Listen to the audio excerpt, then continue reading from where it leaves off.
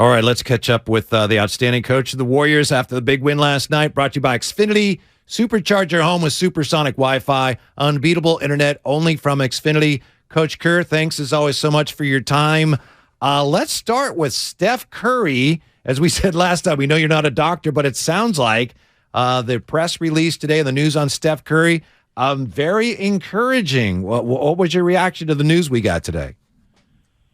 I didn't even know there was a press release, frankly, but I've been watching him progress each day and watching him work, and so I knew obviously that he was coming along well, but what did the release say? It basically said he's coming along well, and now he's doing some scrimmage work. In all fairness, Coach, there was also Woj reported he went beyond the press release from the team, cited sources, and I know you can't comment on any of this, even if you wanted to, and there seemed to be a suggestion that Steph could be back on the upcoming road trip, perhaps as soon as Saturday. That's what fans are hearing. That's what fans are throwing around. And like I say, that wasn't the official team release, but that's why people are getting pretty excited about where Steph is right now. Okay, well, thanks for clarifying. Thanks for clarifying a thing you didn't know and didn't really care about. I'm taking the day off, so I haven't followed any of that stuff. In fact, I apologize for being 10 minutes late to this interview. I was completely oblivious. So anyway, good to chat with you guys. And yes, thanks for coming. See you next week. Yeah, take care. We're excited about Steph, and whenever it happens, I mean, he's doing well, and he'll scrimmage again tomorrow, and we'll see how he responds and how he's doing, and hopefully it's sooner rather than later. But in the meantime, our guys are doing a great job of just keeping us afloat and racking up some wins. And amazingly, we went from like 10th to 5th in about 24 hours, I think. Coach, we like to say, it's kind of cliche, defense is all about effort, but it's also about skill and scheme. They matter too. The level of defense you played the last couple of games, the different schemes you've used, are we perhaps seeing this team reestablish a sense of identity? Well, I think it'll take more than 2 games for that to happen, but I think we are seeing our team establish some grit and some chemistry and a little bit of momentum here, and that's exciting. Hopefully this recent defensive play will continue. We got a really tough matchup with the Clippers tomorrow. So I think it takes a longer run than just 2 games to really make that statement, but I like the path that we're on. You've had 2-game runs like this earlier in the year. Is there anything about this one that strikes you as different? Or, I mean, is it simply a matter of, do it more than twice, do it on the road? Is that really what the litmus test is at this point? Yeah, just the fact that I even said 2-game run. I mean, that's like an oxymoron, right? 2 games is not a run. Yeah. I think that's the point. So it's a runlet. We have runlet. Runlet. So you think? Yeah. Runlet. Yeah. I mean, we've got to do more than just win a couple. We had the one stretch in December when we won 5 in a row, gathered some momentum, and then got Steph back, and then Steph got the injury again. So and then Wiggs has been out. So it feels like we've just sort of been trying to find it, and then hit with something and trying to find it, but this feels a little different. It just feels, I guess, because we're down to 20 games left and we can see the finish line. We can see Steph's impending return. Hopefully this is all a sign that our team's coming together and that we're going to get healthy and be in a really good place. What does it tell you, if anything, that in the 24 games he's missed, you guys are 12-12 and that the wheels actually haven't come off? Well, it tells me that our guys have been fighting like crazy, and that they deserve a lot of credit. I know it's been a season where there's been plenty of criticism, lots of it justified, but I think it's important to see how guys have responded to the adversity too. And we've got a lot of guys who have really stepped up and played big minutes for us and played well. Last night, yet again, another great Dante DiVincenzo performance, and Lamb and Kuminga and Ty Jerome all coming off the bench and playing well. And we're getting a great version of Klay Thompson. I think this is the best he's looked in the year and a half now since he returned, or whatever it is, 14 months. So we're with a lot of really positive signs, and the guys are hanging tough. 12-12 without Steph, and also Wiggs for, I would think, the majority of those 24 games. So it's exciting to see them do it. Coach, 29 from Jordan Poole last night. He had 6 assists. We know that you had a sit down with him. What from your conversation with Jordan Poole would you be willing to share with us in terms of how it may have related to his play last night? Well, don't take it personally, but nothing. Okay, all right, fair enough. Yeah, no, those conversations are private, and I think it was picked up on camera, and that was how it made it out. But I have visits with players all the time. I mean, that's what coaching is. It's not drawing a play on the board. It's communicating with your players and trying to help them be the best versions of themselves. And all season long, these conversations happen, whether it's with me or with our assistant coaches. The player, we're communicating with our players constantly, trying to help them get better. And each one really faces a unique set of circumstances, not only on the court but off. And it's up to us to understand those circumstances and really connect with our guys and try to coach them and get to know them as well as we can, because those things go hand in hand. Are you surprised that the conference is still as convoluted as it was a month ago and 2 months ago? Would you have expected, under, I don't want to say normal conditions, but would you have expected by now that some teams would have either pulled away or dropped off? Yeah, I would have expected that, because that's normally been the case over the years. I mean, I've never seen it like this. I do wonder if the play-in format is part of what we're seeing. Maybe in the past you would have seen a couple of more teams not go for it at the trade deadline, and maybe fade.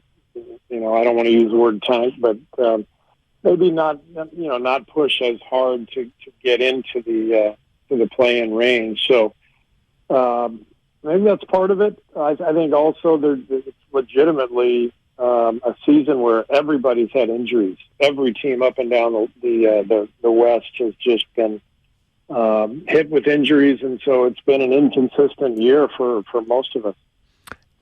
Does it make it more difficult for you to try to figure out, what games you can maybe take the foot off the gas a little bit? Because every game now is the difference, as you said, between 5th and 9th. I don't feel like we can ever take our foot off the gas pedal this year. So I just think we're just trying to fight our way through everything. So, we're just taking it game to game, and whoever's available is available. Let's just try to win tomorrow night and see what happens. Coach, I wanted to ask you about Jonathan Kuminga and how his game has expanded this year. I know there was over the weekend, I think he didn't shoot the ball well, but I think he had 9 assists over 2 games. And I also was hoping you could settle a dispute Ray and I are having, because that dunk he had last night and the Shaedon Sharpe dunk, I think it's very rare in one NBA game that we have 2 dunks of that caliber. Ray says that happens all the time. I mean, I don't think so. You've played in games, you've coached for a long time. Who's right on that front? And how about the way Kuminga's game has been expanding at times this year? Yeah, I'm more with Ray on that one. Wow. They were both special dunks, but this is the NBA, man. These guys are incredible athletes. I think we see a lot of high flying stuff these days.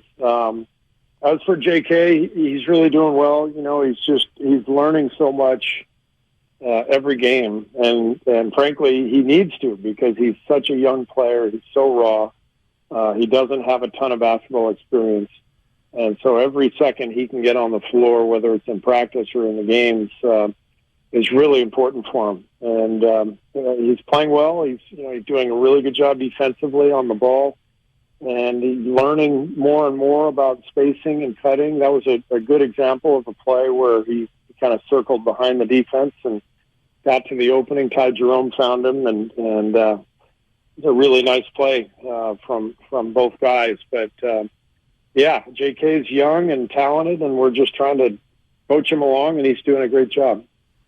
You said earlier in our conversation that this was a day where you were sort of, quote, out of it, meaning that I would take that you were basically took a day away from basketball just to take away a day away from basketball. Is that harder to do this year when there are 9 teams in that group of 10 who are playing tonight, and that your curiosity might get the best of you? Or can you really not watch a game tonight? No, I mean, I was watching our game from last night. I haven't turned on League Pass yet. That probably comes in an hour or so. But I was watching our game this afternoon, but we did not practice this morning, so took the morning off, and it on a day like this with a back-to-back coming, I think it really is important to just at least take part of the day and get away. But it's rare to get a full day this time of year, and I couldn't quite do it. Steve, we look at teams, NBA teams often that are struggling defensively, and it's hard to figure out realistically how a team can improve defensively. It's easy to say, we have to be better defensively, but how do you do that? Last year, as you well know, you guys were second in the league in defensive rebounding percentage. I remember you saying that surprised you as much as anything about your team at the time. This year, you're 13th. The numbers were excellent last night. So is that an area, I'm not saying you're terrible at it this year, but is that an area in which the defense realistically can continue to get better if you continue to improve in that department? Yeah, I think those things often go hand in hand, Whitey. You just if you play a good defensive possession, you're generally in position to box out and to get a board. So they do go together. And I think, when you talk about last year, it's tough for me to compare the two seasons. I just feel like the personnel groupings were so different. Sure. And that was a championship team that ultimately, we won 53 games, I think, and won a title. So we're trying to reach that level of play this year, but it's been a much different roster and a lot of injury, missed games for injury. And but we got, this has more been about trying to pull the team together and get the young guys to really get up to speed. And it's been a fun year in that regard. I think our fans are, even though they might be frustrated, I think they must be entertained because we're doing a lot of interesting stuff. When you saw that Damian Lillard went for 71 on Sunday night, were you gratified with the likelihood that he wasn't going to go for 70 again? Yeah, that may or may not have had something to do with our game plan last night.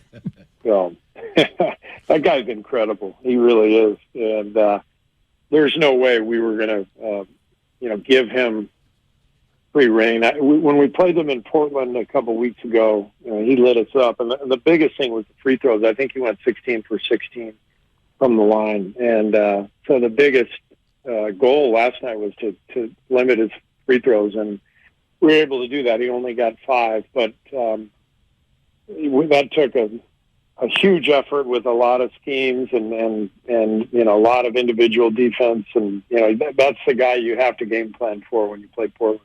So just to sum up, Steve, some of the things you've said, some of the things that Bob Myers said today on the station, Warrior fans excited again. There's what do we say, a runlet here, 2 games. And we've seen that before this year. So in your view, why do you think there's a good chance that this could be real? This could be the start of something rather than, winning streak and then you're losing again, as we've seen so far this year? I think just the nature of these last couple games, coming back from down big to both Minnesota and Portland, what the locker room felt like after the game, just the measure of grit that existed.